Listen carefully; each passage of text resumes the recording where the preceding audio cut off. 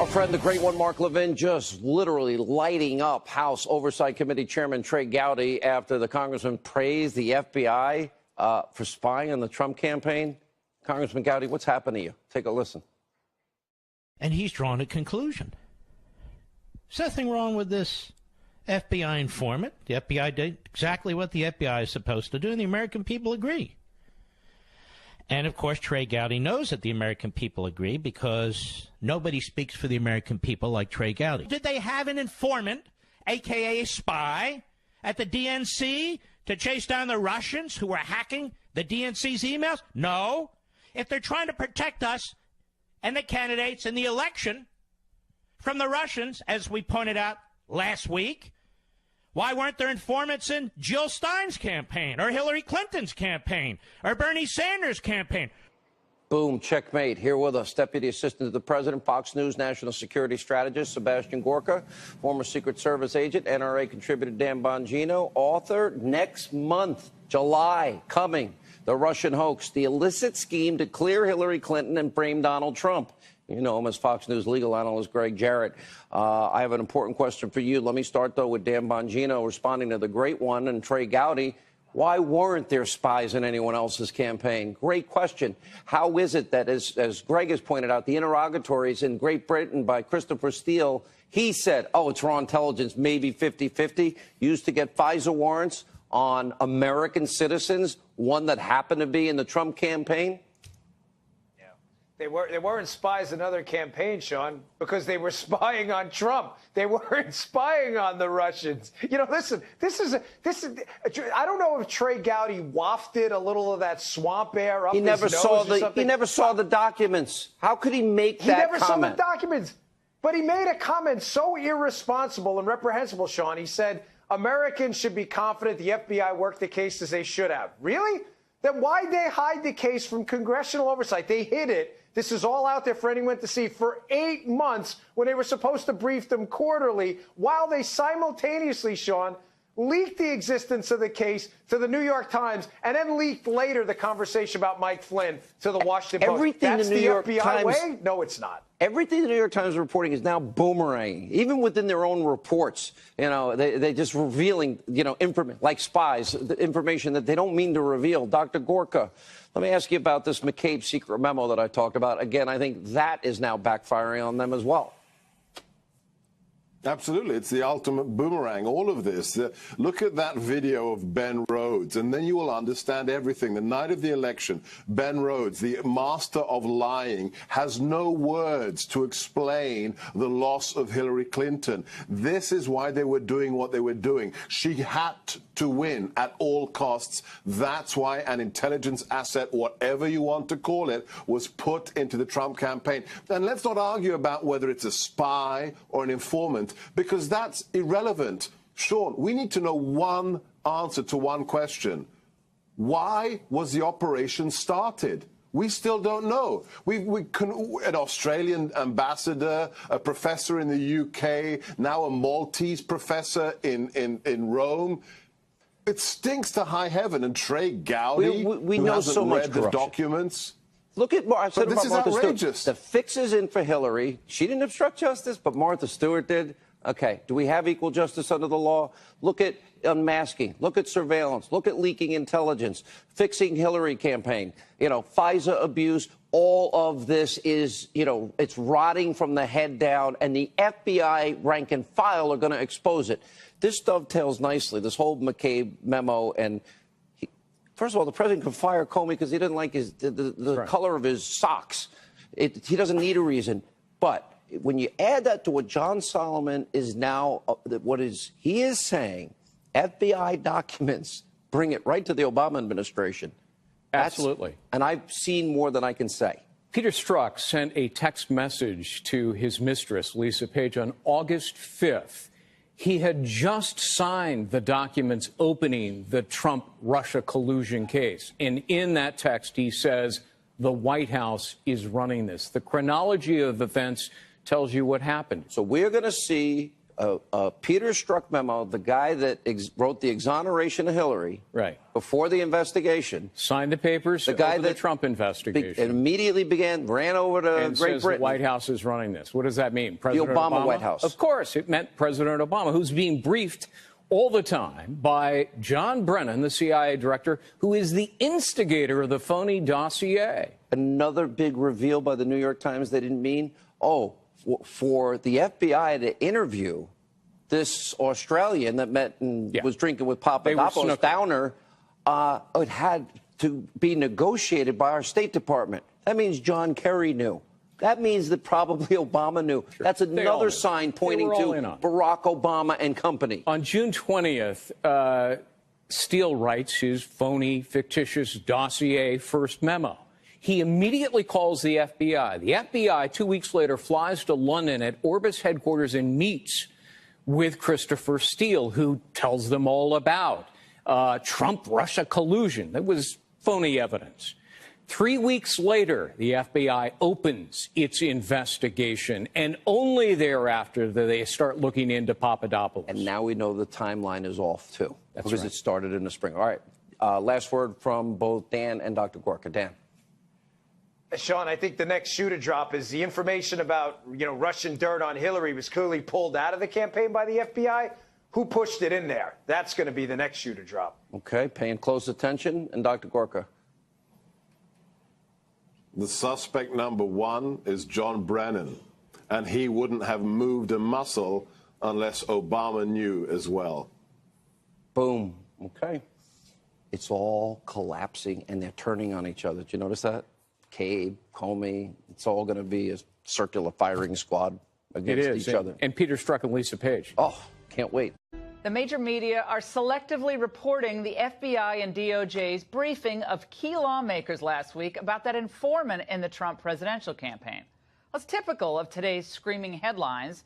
ABC's website blared, "Gowdy disputes Trump spy claim, says FBI acted properly." But that ignores a number of key points Oversight Chair Trey Gowdy made on Fox last night.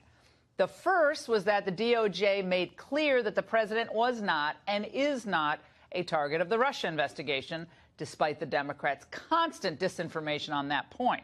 Gowdy also could not explain why the FBI did not simply do that defensive briefing of the Trump campaign instead of relying on an informant inside his campaign. On The Angle last night, former federal prosecutor Andy McCarthy laid out his theory. There's no question that they spied on the campaign. If you were looking at a corporation and you thought that the corporation was being corrupted by three people, you would go to the CEO and say, I think we have a problem here. We need your cooperation. What they did instead was send covert operatives to pry information out. Now, this is why a number of conservatives are unhappy that Gowdy kind of muddied the waters or would downplay Trump's spy claims. One of them is Dan Bongino of NRI TV. And also joining us is Daniel Goldman, former assistant U.S. attorney for the Southern District of New York. Great to see both of you. Dan Bongino, first, let's go to you on this. We invited Gowdy on the show. We want him to come on. I think he's a really smart guy. A little confusing, kind of the way he approached this issue, although a little bit misrepresented, I think, in the press. But where do you come down on what he said specifically about the Spygate question? No, I think Gowdy's appearance was disgraceful. I think you're being nice to him. I understand, Laura, but Gowdy's appearance is now being used as propaganda by the left. And what he said was so completely out of line and factually incorrect. Laura, let's just run through some basic facts here, okay?